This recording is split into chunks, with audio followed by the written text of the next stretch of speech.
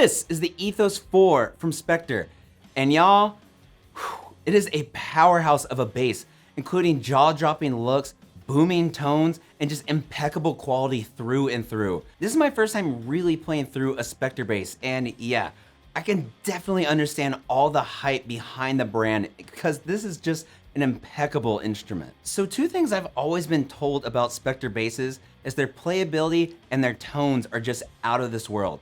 And I have to say, there's just this certain thing about them that's kind of hard to explain, but really the playability is completely different than really any bass I've ever tried before.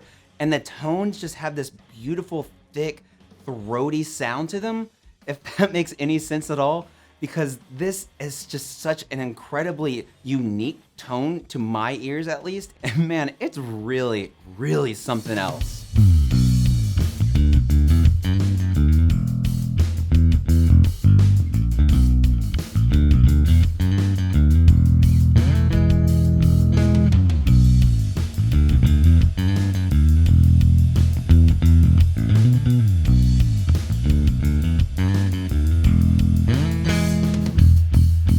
But before we really dig into this bass, and for the sake of transparency, I do want to say that Spector has provided this instrument for this video and have compensated me for my time making this video, but they haven't told me to do anything specific.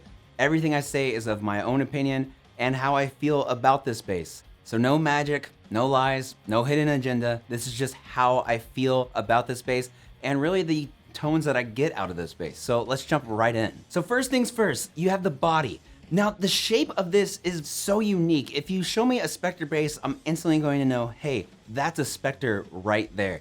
It's such a weird shape, but really cool at the same time. The body itself is super comfortable, and one of the main things that still blows my mind, if you can really see it, is the curve that they make this body have. It is nuts to me that this is just a thing with Spectors. It's a bass that really forms to your body, whether you're standing up or sitting down while you're playing it. It's just really, really comfortable. And the upper fret excess is a complete breeze to reach too. The body itself is made of maple and has a poplar burl top. And it's not something where it's just 80% maple, 20% poplar burl. This is a thick cut piece of poplar burl and it looks so good. The finish, y'all. All right, now the interstellar gloss, which is the finish this one has, is just all pun intended, out of this world. It is gorgeous, absolutely insanely beautiful. Not only because of that intricate and delicate quilt that poplar burl has, but the ombre between going from red to blue is just so cool. It's something that really pops.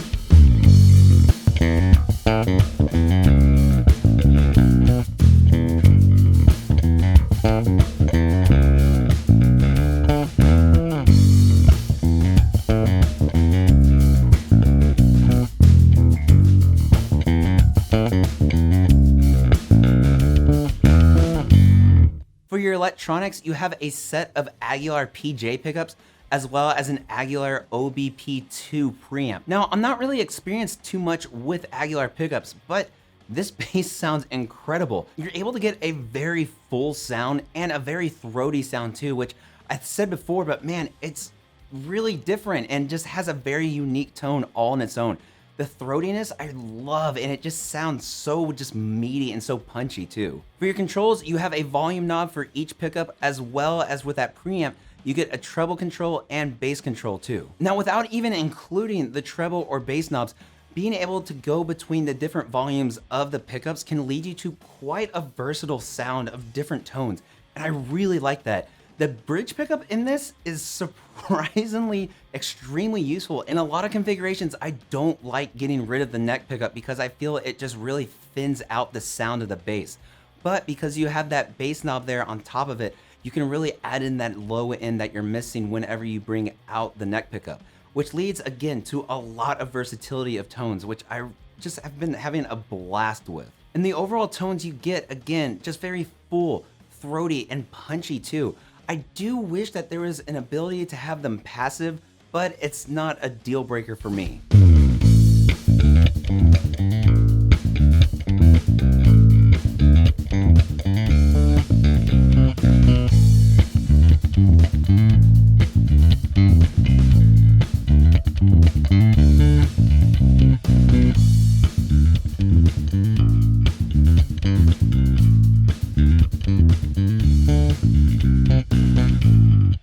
And then finally for the body, you have all black hardware as well as a high mass locking bridge. Now the bridge itself doesn't have a specific manufacturer labeled on it. It just says that it's a high mass bridge, but it definitely gets the job done and I have no complaints at all about it. Now, as unique as the body is and just how different it is to really play, the really awesome part about this bass is when you move up, you have your 24 fret 3-piece maple neck that's also a through design too. And the joint in the back is so comfortable and again, so easy to access those upper frets too. You have a rosewood fretboard as well as lumen lace side dots, regular dots for your fretboard, as well as Spector's own logo on the 12th fret. And y'all, I have to say, the neck alone on this bass is just worth playing a Spector for. If you've never played one, I highly suggest trying one out if you're able to, just to play the neck. I think that's really one of the most unique things about this bass is how comfortable it was to play. It made you just want to keep playing no matter what. Very comfortable, very easy to play, very easy to access every single fret on every string, and just fun.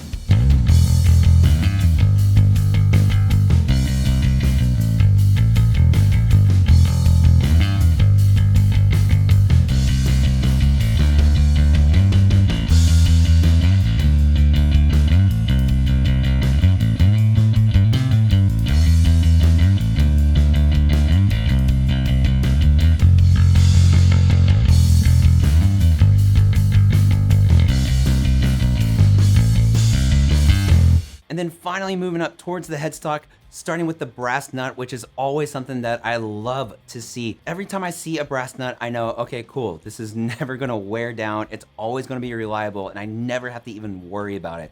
It's just a really nice addition to the bass.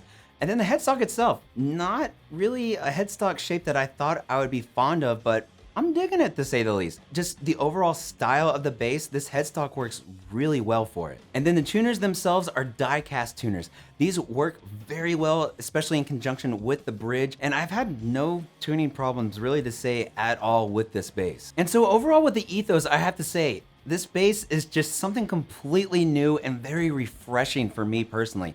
Spector is something that I've always wanted to play, never really had the chance to, and I'm really grateful that I was able to check out this Ethos. So comfortable to play, very ergonomic to your body. Again, whether you're playing standing up or sitting down, just a looker all around in my opinion. Stays in tune extremely well, just incredibly boomy tones that I love. Again, that throatiness of the pickups is just so great, especially when you're able to really have a nice versatile amount of different sounds depending on what genre you're playing. This is something that has quality written all over it. And really my only gripes about this are that you can't play the pickups in passive mode, but that's just my personal opinion.